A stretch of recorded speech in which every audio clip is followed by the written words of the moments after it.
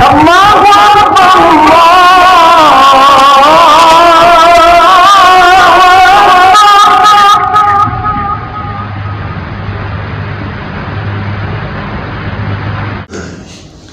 موضوع پر مسح کا یہ شریعت کا حکم ہے، یہ اس امت کے لیے ایک مہربانی ہے۔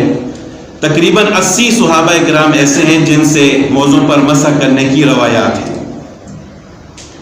تو اگر کوئی شخص ان سے فائدہ اٹھانا چاہے تو سردیوں کے موسم میں اس کو چاہیے کہ وہ موزے پہنے، اور یعنی پاک ہو کر پھر موزے پہنے۔ اگر مقیم ہے تو 1 دن اور 1 رات تک مسح کرے، اور اگر مسافر ہے تو 3 دن اور 3 رات تک۔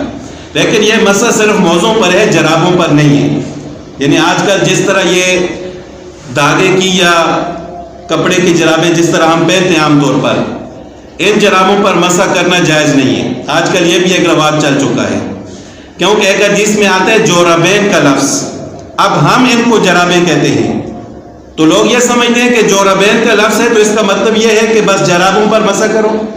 حالانکہ آپ عربی ڈکشنری اٹھا کر دیکھ لیں، کسی جگہ پر بھی جوربین کا معنی یہ والی جرابیں نہیں کیا ہوا جو دھاگے سے بنی ہوئی ہیں۔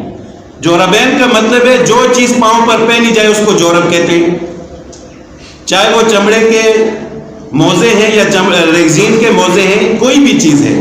تو اس سے یہ ثابت نہیں ہوتا کہ یہ والی جرابیں ہیں، اور یہ جرابیں تو رسول اللہ صلی اللہ علیہ وسلم کے زمانے میں تھی نہیں۔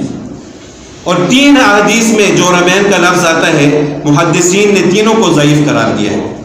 پہلی بات تو یہ ہے کہ تینوں احادیث ضعیف ہیں، اور دوسری بات یہ ہے کہ اس سے یہ ثابت بھی نہیں ہوتا کہ ان جرابوں پر مسح کرنا جائز ہے۔